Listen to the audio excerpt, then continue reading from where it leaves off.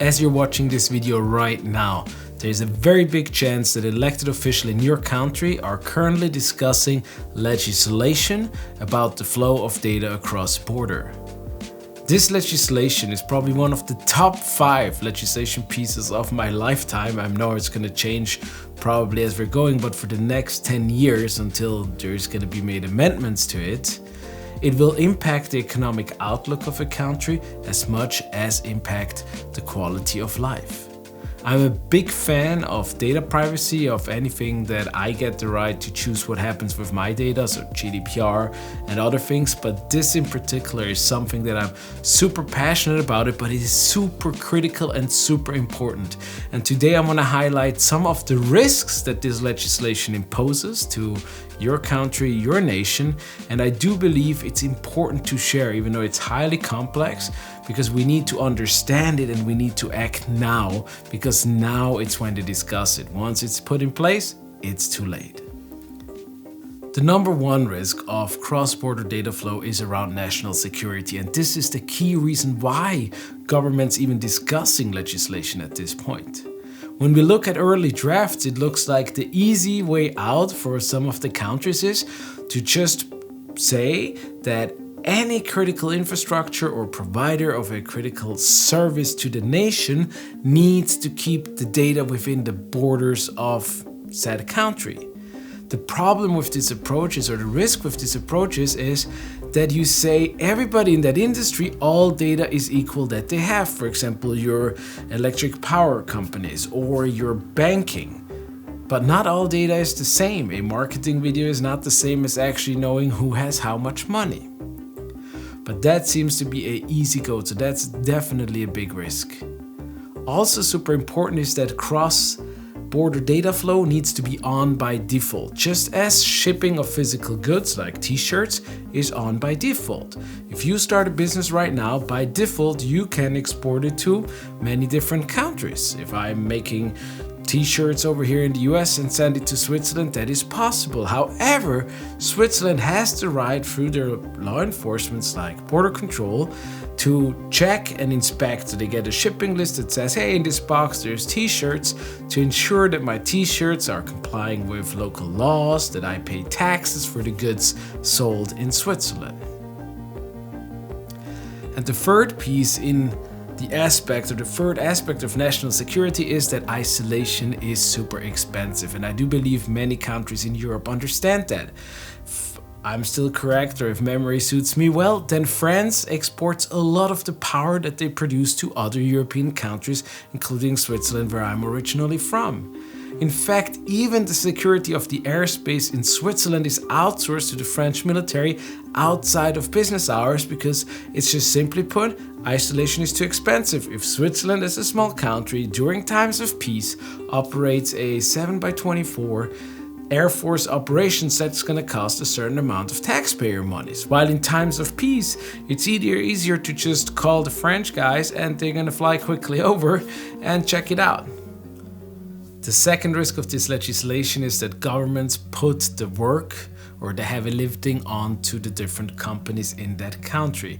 For example, that they say, hey, if you're a business that exports goods and needs to have the flow of data, then you need to make sure that contractually you set these things or you make these clauses in the contract, which means every single company in that country needs to negotiate with these other countries or businesses in these other countries, which is kind of ridiculous. It's almost like the government saying, hey, I'm not going to make an agreement with this country if you can travel visa free or if you need a visa. I want you as an enterprise, if your employees travel, you should negotiate it on your own. And then depending on where you work, you either need a visa if you go to country X or you don't. But we all know that's impractical. In fact, we know it's on a national level. If you live in Germany or Switzerland, it's Switzerland and Germany that negotiated the treaty if I can move freely to Germany or to the US. And so it's important that governments look at that and not just put the burden onto the businesses, but take it on themselves. The other aspect in that putting the burden on enterprise is when it comes to standards. any regulation put in place that is outside of well-established industrial standards, could be ISO, could be SOC 2, whatever that might be, is going to be super expensive and difficult to enforce and make sure that companies are following it, or could be super expensive for a company to implement. Versus looking, hey, is what other standards we have out there are sufficient for what we need, because then you have third party that can audit enterprise and it all goes hand in hand, and so it will be much easier to enforce and to control. If you're a nation with lots of oil reserves, then you were in a very good position looking at the past several decades. However, if you were in a country that has no oil reserves or oil in the ground, then if your country would have made it illegal to import that oil, that would have made it very challenging to you. Thinking about what the combustion engine, the oil it needs, the marine time, everything is oil. It's in your toothpaste, it's in plastic bottles, everywhere you go, there is oil. So it has brought tremendous economic growth in the past. And now when we look forward, it is really assumed that AI will have the biggest impact, or even a bigger impact than oil had in the past. And AI thirsts for data just as the combustion engine and other materials thirst for oil. And so if you are a small country, not a big country like China or the US, which are currently the leader because they produce lots of data themselves, where you could fall behind or miss out on actually getting those AI tools or other things, and that could impact your economical growth, but it could also impact the quality of life. And I'm gonna get to that in a second, but first let's talk about the business. Let's say you have startups in FSI, and let's just take Switzerland as an example because I'm originally from Switzerland. Switzerland has 8 million people, they produce X amount of data. If we have all the data and you would have access to all the data, that's one thing to train your AI to do something or achieve a better result. A larger nation, even Germany to the north of Switzerland, has much more people, ergo will produce much more transactions, much more data and things like that. And then obviously if you scale up to China or the US, it's not surprisingly that they're superpower, which means all of a sudden your small businesses, which many economies call the backbone of their economic system, could have or lack access to these very awesome, cool AI tools that other companies can do. Now you could say, oh, that's okay because in Switzerland all things is equal, but in Switzerland there's a lot of small and medium-sized businesses that actually compete worldwide with things that they produce. And so having lack of access to that would be bad. But it's not just about that. It's also think about if a few hospitals come together and they exchange data, they anonymize like who the patient is, but maybe for me, like whatever attributes they need for cancer, white male in the 30s, whatever. And this AI, or they develop an AI that will help to personalized treatment for you in your case. And let's say there is tremendous success in countries that have access to this.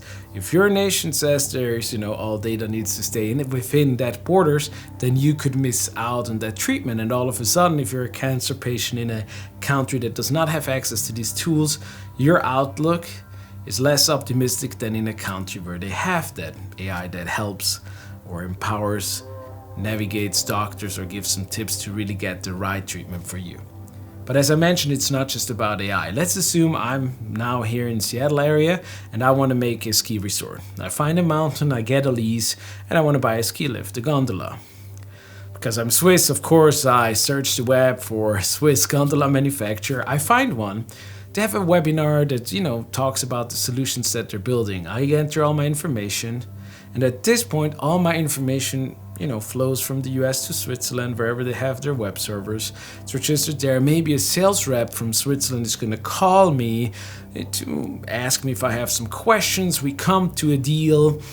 I order a few gondolas. There is lots of maintenance that you manage. My ski resorts grow. I buy more lifts, and it's, a beautiful success stories. Now, if for whatever reason the data couldn't flow between the US and Switzerland, that would mean for you as a Swiss gondola manufacturer that you need to buy an IT system in the US, because my data needs to be stored in the US. Lucky there's cloud providers, so you could store it, let's say, in an Azure region in the US. But now at this point, your remote employee for IT department from Switzerland wouldn't be able to maintain those servers because, no data flow, right? So you're gonna have to hire a local IT service provider. You're gonna have to hire a local sales rep that knows my phone number and all these other informations that are linked to these transactions, which now obviously gonna cost you more money, because just because you sell that to me or maybe to a few other customers, that's a lot of extra money that you have to spend to close the sales. Now, you obviously need to recover that, so you're gonna charge me more. But that could be a disadvantage, because what if there is other countries that also manufacture gondola, let's say Austria, and all of a sudden I buy them from Austria because Austria and the US can have a data flow, they don't need that extra investment, and so the hurdle to grow your business globally for them is actually smaller than it is for you. So keep that in mind. It's not just AI, it's anything, and many companies depend on exporting goods. The point is this: we live in a super globalized economy, super globalized world. A lot of companies have a big part of their GDPs actually things that they export to other nations, and so there needs to be data flow, and data flow needs to be on by default. However, I do understand that to protect the sovereignty of certain states, you need to have regulations. You need to look at it, what is important for you as a nation to stay sovereign as we're going forward. And whatever the solution is, maybe similar to physical goods, when I export them to you and you inspect them, maybe we need something with metadata that describes what is in the data packages that is coming in at the point of entry. It's going to be a lot of work to go and analyze what data is critical for you as a nation, etc., etc. But the world is global. You're gonna make it very difficult if you're not careful, if you try to simplify this legislation. Now, I certainly don't have the answers for it. I don't. I just believe that this is super critical for the decades to come. And I do believe we ourselves have a responsibility to learn up on this topic and actually also educate our elected officials. There's this white paper that I'm gonna link in the notes from the World Economic Forum that has some policy examples of what countries can do. And I believe your elected officials at a minimum should read it, but I also believe you should read it. If you're a leader of a company, if your business depends on doing business globally, then it is for you. It's not a super long read, it's gonna be less than an hour, and it's absolutely worth it. And just think about the whole thing of being afraid of dependencies or not dependencies. Even during this pandemic, not every nation has a pharmaceutical company that has the capability to produce these vaccines. And so we have dependencies even right now, as we have 3 or 4 different vaccines that are being exported from countries, imported to others. We're always in it together, specifically when it comes to the economy. And so please check out the resources. And please let me know in the comments if this was something of interest. This is something I am deeply passionate about it. I believe in data security, in data privacy, and I do believe it's an importance, but I also believe that people need to be realistic, because sometimes it seems like we have a trend right now that goes in a certain directions and we think it's as easy as encapsulating, but the impact of just isolating yourself can be extremely harmful to your economy and to the quality of life in your nation. And with that, D. Dave Kurt out.